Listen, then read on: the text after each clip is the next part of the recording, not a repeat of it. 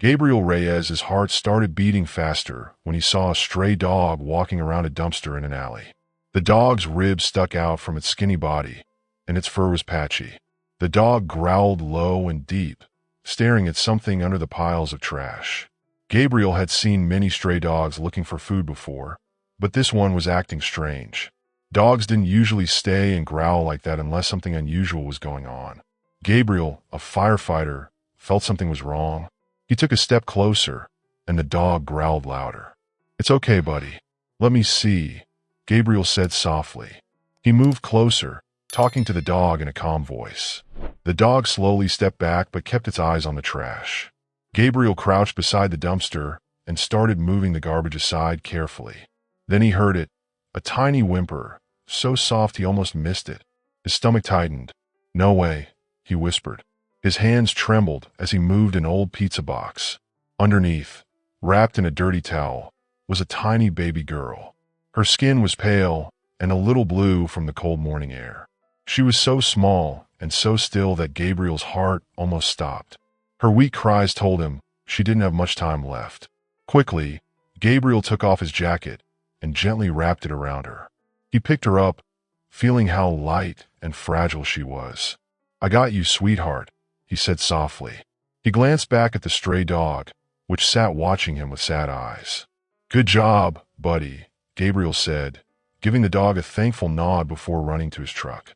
Gabriel laid the baby carefully on the front seat, adjusting his jacket to keep her warm. He turned the heater on full blast and grabbed his phone. "I need an ambulance," he told the dispatcher. "I found a baby with severe hypothermia." As he drove, he kept glancing at the baby.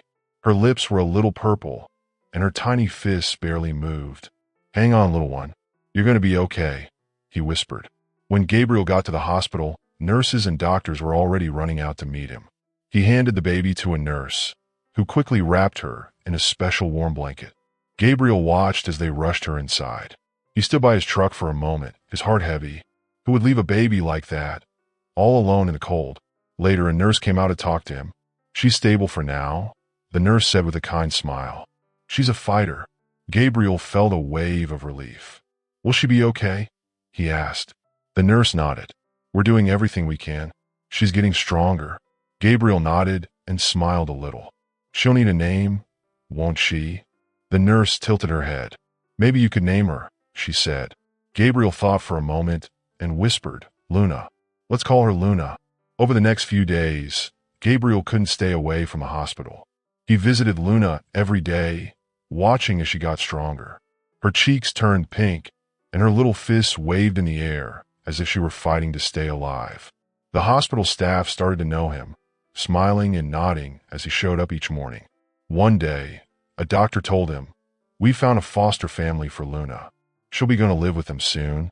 Gabriel nodded, but his heart felt heavy. He had started to feel like Luna was a part of him. He had imagined what life would be like if she stayed with him, but he knew his job as a firefighter was dangerous.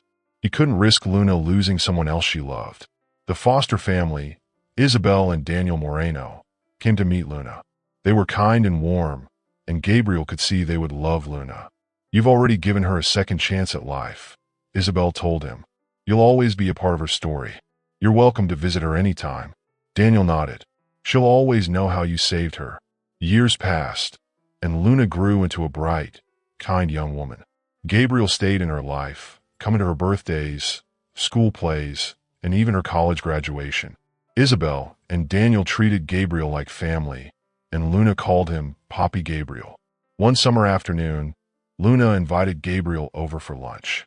They sat around the table, laughing and telling stories. Luna looked at Gabriel and said, "Papi, don't you think it's time to retire? You've been working so hard for so long." Gabriel smiled. "What?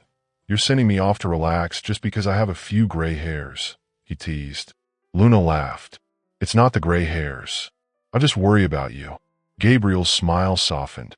"If I retired, who would rescue all the stray cats and dogs? They'd miss me too much." They all laughed, but Luna's concern stayed with Gabriel. A few weeks later, Luna fainted during a college class. She was rushed to the hospital. When she woke up, Isabel, Daniel, and Gabriel were by her side. The doctor explained that Luna had a rare blood disorder.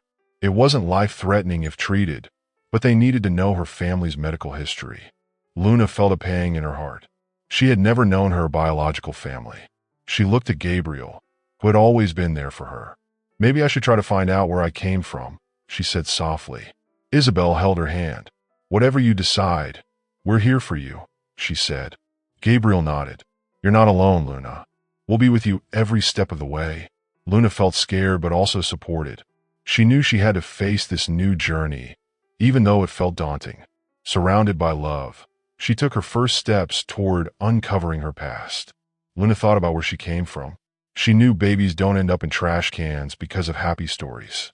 Whatever made her mom leave her like that, it couldn't have been a good thing. Luna worried about what she might find out. What if learning the truth hurt more than it helped? But she couldn't stop wondering. Her health might depend on knowing her past. After many nights of worrying, Luna decided she had to try. She sent her DNA to a website that helps people find family. It was scary, but she knew she needed answers. When she mailed the DNA, she felt different, like she was ready to find the truth, no matter what it was. Every day after that, Luna felt nervous. She kept checking her emails, both hoping and dreading to see a message. Then one morning, the email came. Her hands shook as she opened it. The words blurred, but then she saw it. A match. It was someone named Clara. The name made her heart feel funny, like it was important and scary at the same time. Clara could be my mom, Luna thought. That idea made her feel a mix of hope and fear. She thought about Isabel and Daniel, her parents who raised her. They had always loved her and made her feel safe.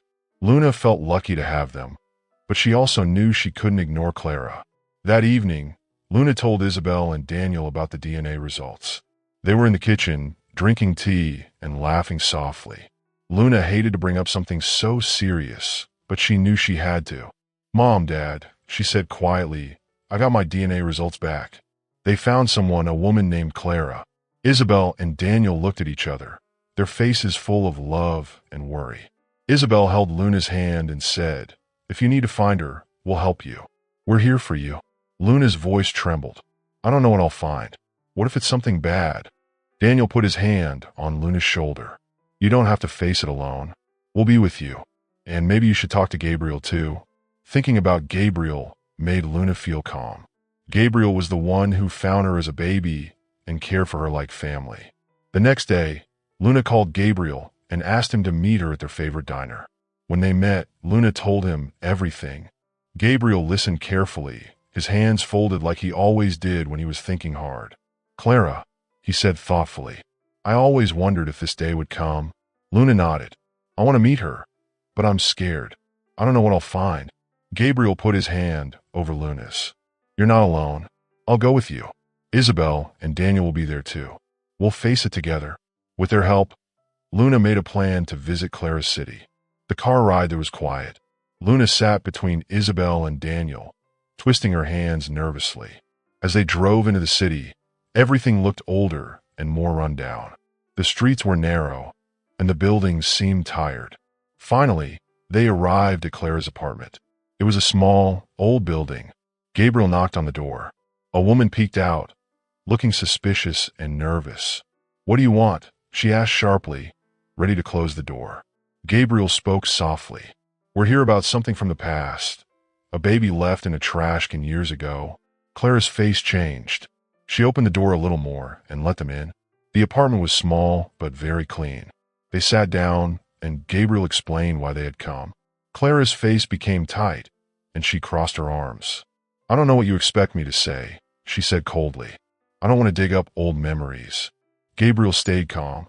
"I understand the past can hurt," he said, "but sometimes it's important to face it. I know because I once found a baby in a trash can. That baby stayed in my heart forever." Clara's face softened, and she looked down at her hands. Then she began to speak. "I was just a kid," she said quietly.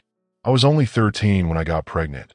My mom had died, and my stepdad, he hurt me. No one believed me when I tried to tell them. I was so scared. When the baby was born, I thought she'd have a better life without me. So I left her, hoping someone kind would find her." Isabel's eyes filled with tears. She reached out and touched Clara's arm. "You were just a child too. You went through so much alone." Clara looked up, surprised by Isabel's kindness. Luna felt her heart ache for Clara. She took a deep breath and said, "Clara, there's something I need to tell you. That baby, that's me. I'm your daughter." Clara's eyes widened in shock. She covered her mouth, trembling. "No," she whispered. "It can't be." But as she looked at Luna's face, she knew it was true. Tears poured down Clara's cheeks as she cried. "I thought I lost you forever. I didn't even know if you survived." Luna couldn't hold back anymore. She hugged Clara tightly. Clara clung to her, crying harder than Luna had ever seen anyone cry. "I'm so sorry," Clara whispered. "I was scared. I thought I was doing what was best for you." "I know," Luna said softly, her own tears falling. For the first time, they both began to heal. As Luna held her mom close, she felt two things at once: the sadness of everything they had missed and the happiness of being together again. Luna had spent her whole life wondering why her mom had left. She had so many questions, and they made her heart feel heavy. But now, hearing the sadness and regret in her mom Clara's voice, Luna felt something new. She understood. And, even more surprising, she felt like she could forgive her. "It's okay," Luna said softly, her voice steady. "I understand now. I know you didn't want to leave me. I know you loved me in the best way you could." Clara pulled back a little, looking at Luna's face. Her eyes were full of hope and disbelief. You don't hate me?" Clara asked, tears in her voice. "After everything I did? After I left you? You can forgive me?" Luna nodded and gently wiped her mom's tears. "I don't hate you. I don't think I ever could," she said kindly. "You were just a kid yourself. You didn't have anyone to help you. You thought you were doing what was best for me. I was angry for a long time, but now I see you, and I understand. I forgive you." Clara started crying harder, but this time it wasn't just sadness. It was also relief, like a big weight had been lifted off her heart. She hugged Luna tightly, holding her like she never wanted to let go again. Both of them felt their pain and questions start to melt away as they held each other. It was like love had stayed with them all along, even in the hardest times.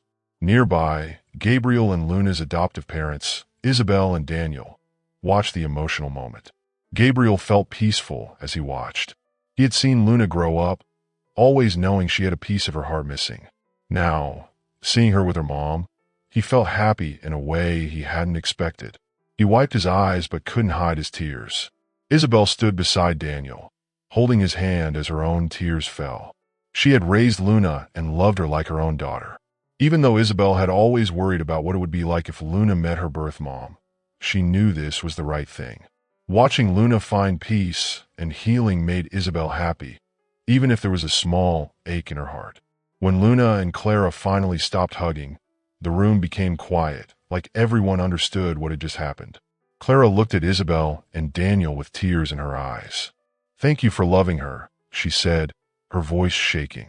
"Thank you for raising her to be such a wonderful person." Isabel stepped forward. Her heart was full of emotions, but her voice was steady.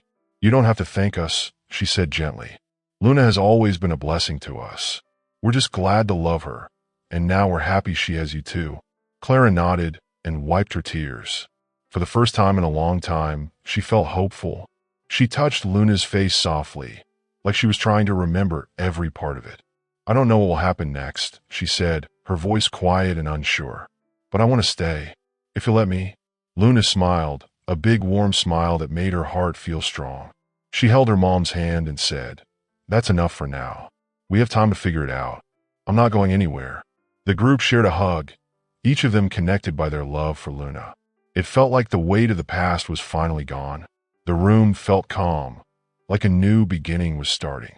Days passed, and with Clara's help, Luna started dealing with her genetic disorder. At first, it had scared her, but her doctor said with regular treatment, she could manage it. Clara offered to go with Luna to all her doctor visits. This made Luna feel closer to her mom. In the waiting room before the first appointment, Clara held Luna's hand and said, "We'll do this together. You're not alone." Luna felt her mom's love so strongly it brought tears to her eyes. "Thank you," Luna whispered. "It means so much." As time passed, the doctor visits became part of their routine. Luna and Clara used the time to talk, share memories, and laugh.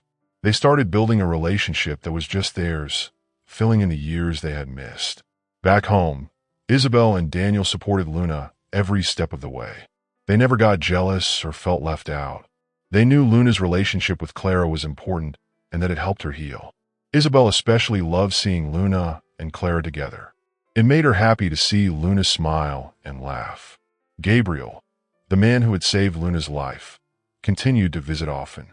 He even joined Isabel, Daniel, and Clara for family dinners. It amazed him how two families could come together because of their shared love for Luna. Watching them all together, he felt proud to have played a part in bringing them closer. One night at dinner, Clara stood up and raised her glass. "I know I joined this family late," she said, her voice full of emotion, "but I feel so lucky to be here now. Thank you all for loving Luna and for letting me be part of her life." Isabel reached across the table and squeezed Clara's hand. "Your family now," she said, "and Luna's happiness is what matters most to us." Luna looked around at everyone: Clara, Isabel, Daniel, and Gabriel. Her heart was full of love. For the first time in her life, she felt complete, like all the missing pieces had come together to make her whole. Months passed, and Luna grew stronger. Clara and Luna began planning fun trips to create new memories together. Clara also made sure to respect Isabel and Daniel's role in Luna's life, which kept everything balanced. One evening, Luna and Gabriel sat on the porch under the stars. Luna turned to him and said, "You know, none of this would have happened without you. If you hadn't found me that day, I don't know where I'd be." Gabriel smiled warmly. "I think you would have been okay," he said. "You're strong, but I'm glad I could be part of your story." As the seasons changed, Luna stood at the start of a new life. She felt stronger than ever, surrounded by the love of her two families. The scars of her past were still there, but they didn't hurt as much anymore. They reminded her of how far she had come and the people who had helped her. One day, Luna and Clara stood together outside a park. Luna looked at her mom with a big, hopeful smile. "We have a lot of time to make up for," she said, "but I think we're going to be okay." Clara smiled back, her eyes shining with happy tears. "Yes, we will." Together, they hugged, and Luna felt a strong, peaceful promise in her heart. This was her new beginning, a life built on love, strength, and the family she had found along the way. If you enjoyed this story and would like to see more content like it, I encourage you to subscribe to my channel. By subscribing, you'll stay updated on all our latest, inspiring, and heartwarming stories and have the opportunity to engage with our growing community. Additionally, I would love to hear your thoughts and feedback in the comment section below. Thank you for your support, and I look forward to sharing more captivating narratives with you.